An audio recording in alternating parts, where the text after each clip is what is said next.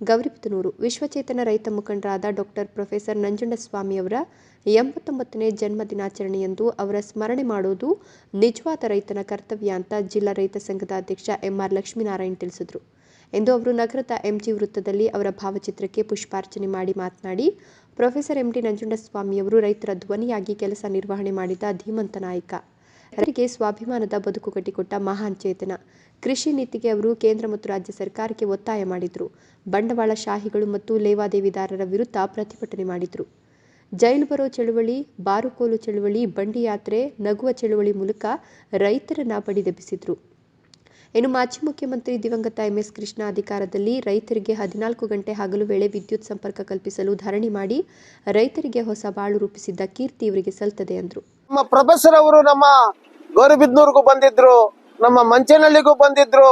ಮಂಚೇನಹಳ್ಳಿಯ ಹಳ್ಳಿನೂ 5-6 ಹಳ್ಳಿಗಳನ್ನು ಸಹ ಓಡಾಡಿ ರೈತರ ಸಂಘಟನೆ ಮಾಡಕ್ಕೆ ಅವರು ಸಹಾಯ ಮಾಡಿದ್ರು. ಅಂತ ಧೀಮಂತ ನಾಯಕನ ಆ ಒಂದು ಕೊನೆಯ ದಿನಗಳ ಒಂದು ಅಂತ್ಯ ಸಂಸ್ಕಾರದಲ್ಲೂ ಸಹ ನಮ್ಮ ಗೌರಿಬಿದನೂರು ತಾಲೂಕಿನಲ್ಲಿ ನಾವೆಲ್ಲರೂ ಭಾಗವಹಿಸಿದ್ದು ಅದು ಸಹ ಒಂದು ನಮಗೆ ದಕ್ಕಿರತಕ್ಕಂತ ಪುಣ್ಯ ಕಾರ್ಯಕ್ರಮ.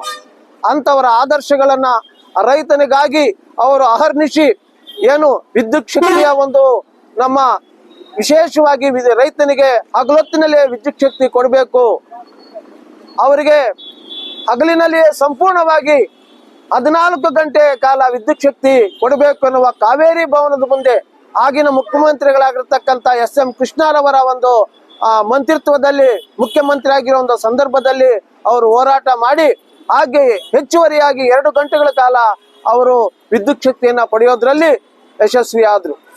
ರೈತ ಸಂಘದ ತಾಲೂಕು ಅಧ್ಯಕ್ಷ ಗುಂಡಾಪುರ ಲೋಕೇಶ್ ಗೌಡ ಮಾತನಾಡಿ, ಇಂದು ರೈತರ ಪಾಲಿಗೆ ದಾರಿದೀಪವಾಗಿರುವ ಪ್ರೊಫೆಸರ್ ಎಂಡಿ ನಂಜುಂಡಸ್ವಾಮಿಯವರ 89ನೇ ಜನ್ಮ ದಿನಾಚರಣೆಯನ್ನು ವಿಶೇಷವಾಗಿ ಬಡವರ ಮತ್ತು ರೈತರ ರಕ್ತ ಹೀರುತ್ತಿರುವ ಮೈಕ್ರೋ ಫೈನಾನ್ಸ್ ಕಂಪನಿಗಳ ಹತ್ತಿರ ನೇರ ಆಕ್ಷನ್ ಚಳುವಳಿ ಮಾಡಿ ಅವರಿಗೆ ನಮ್ಮ ಸಂಘದಿಂದ ನೋಟಿಸ್ ಜಾರಿ ಮಾಡೋದ್ರ ಮೂಲಕ ಈ ಕಂಪನಿಗಳ ವಿರುದ್ಧ ಯುದ್ಧ ಸಾರ್ತೇವೆ. ಇವರ ಬಡ್ಡಿ ದರದಿಂದ ಬಡವರು ತತ್ತರಿಸಿ ಹೋಗಿದ್ದಾರೆ. ಇವರ ಸಾಲ ತೀರಿಸಲು ಮತ್ತೊಂದು ಕಂಪನಿಗಳ ಬಳಿ ಸಾಲಕ್ಕೆ ಮೊರೆ ಹೋಗುವುದು ಸಾಮಾನ್ಯವಾಗಿದೆ. ಇದರ ಕಡಿವಾಣ ಹಾಕಲು ಈ ಕಂಪನಿಗಳನ್ನು ಮುಚ್ಚಿಸುವುದೇ ದಾರಿಯಾಗಿದೆ ಎಂದು ಧರ್ಮಸ್ಥಳ ಆಡಳಿತ ಕಚೇರಿಗೆ ದಿಢೀರ್ ಭೇಟಿ ಮಾಡಿ ಅವರ ಕಚೇರಿಗೆ ಎಚ್ಚರಿಕೆ ನೋಟಿಸ್ ಕೂಡ ಅಂಟಿಸುವ ಮೂಲಕ ಪ್ರತಿಭಟನೆಗೆ ಚಾಲನೆ ನೀಡಿದ್ದೇವೆ. ಇದರಂತೆ Vistaar, Ujjivan, Muthoot finance, Bajaj finance, Malappuram finance ಇನ್ನು ಹಲವು ಫೈನಾನ್ಸ್ ಕಚೇರಿಗಳಿಗೆ ಭೇಟಿ ಮಾಡಿ ಎಚ್ಚರಿಕೆ ನೀಡಲಾಗುವುದು ಅಂತ ತಿಳಿಸಿದರು. ಪ್ರತಿಭಟನೆಯಲ್ಲಿ ಹಿರೇಬಿದನೂರು ರಾಜಣ್ಣ, ರೈತ ಮುಖಂಡರಾದ ಮುದ್ದುರಂಗಪ್ಪ, ಸನತ್ ಕುಮಾರ್, ಮಂಜುನಾಥ್, ಶ್ರೀನಿವಾಸ್, ನರಸಾರೆಡ್ಡಿ, ಅನಂತು, ಆವಲಪ್ಪ, ಅಶ್ವಥ್ ರೆಡ್ಡಿ, ಆದಿನಾರಾಯಣಪ್ಪ, ನಂದನ್, ಬಾಲಪ್ಪ ಸೇರಿದಂತೆ ಮುಂತಾದವರು ಹಾಜರಿದ್ದರು.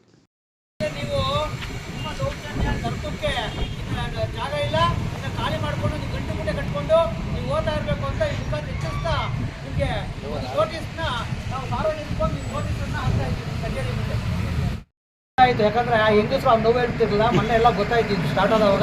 ಇದು ಯಾವುದೇ ಕಾರಣಕ್ಕೂ ನೀವು ನಾವಿವತ್ತು ಧರ್ಮಸ್ಥಳ ಸಂಘದಿಂದ ಬರಬಾರ್ದಾಗಿತ್ತು, ಬಂದಿದ್ದೀವಿ. ಯಾಕಂದ್ರೆ ನಿಮ್ಗೆ ಈಗ ಯಾರನ್ನೇ ಕೇಳಿ ಯಾರ ಬೈಕ ಬಂದು ನಿಮ್ಮದೇ ಅರ್ಧ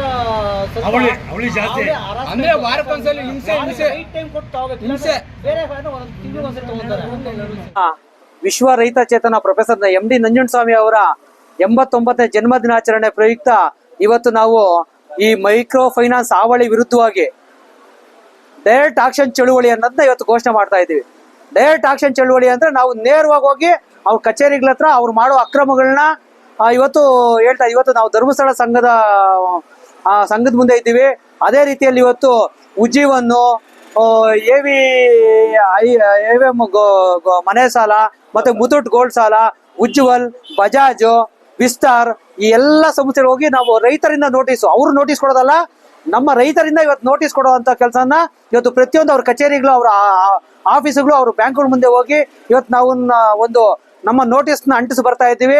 ಇದು ಸ್ಟಾರ್ಟಿಂಗ್ ಇವ್ರು ಫಸ್ಟ್ ಇಲ್ಲಿಂದ ಊರು ಬಿಟ್ಟು ತೊಲಗಲಿ ಅನ್ನೋ ಒಂದು ಅಜೆಂಡಾದಿಂದ ಇವತ್ತು ಕಾರ್ಯಕ್ರಮ ಇಟ್ಕೊಂತಾ ಇದ್ವಿ. ಯಾಕಂದ್ರೆ ಇವ್ರು ಇಲ್ದಿದ್ದವಾಗೂ ರೈತರು ಜೀವನ ಮಾಡ್ತಾ ಇದ್ರು, ಸಾರ್ವಜನಿಕರು ಹೆಂಗಸರು ಜೀವನ ಮಾಡ್ತಾ ಇದ್ರು.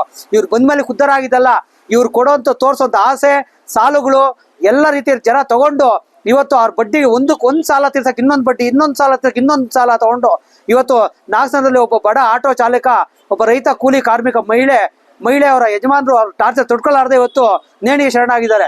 ಹಂಗಾಗಿ ಈ ಮೈಕ್ರೋ ಫೈನಾನ್ಸ್ಗಳು ಇಲ್ಲ ಅಂದ್ರೆ ಯಾರು ಜೀವನ ಆಗಲ್ಲ ಅಂತಲ್ಲ, ನಮ್ಮ ಸಹಕಾರ ಸಂಘಗಳು ಸದೃಢವಾಗಿದೆ. ಮುಂದೆ ಆ ಸಹಕಾರ ಸಂಘಗಳು ಸದೃಢವಾಗಿ ಮಾಡುವಂತ ಕೆಲಸವನ್ನ ನಾವು ಅವ್ರನ್ನ ಬಡಿದೆಬ್ಬಿಸ್ತಾ ಇದ್ದೀವಿ. ಇವತ್ತು ರೈತರಿಗೆ ಫ್ರೀಯಾಗಿ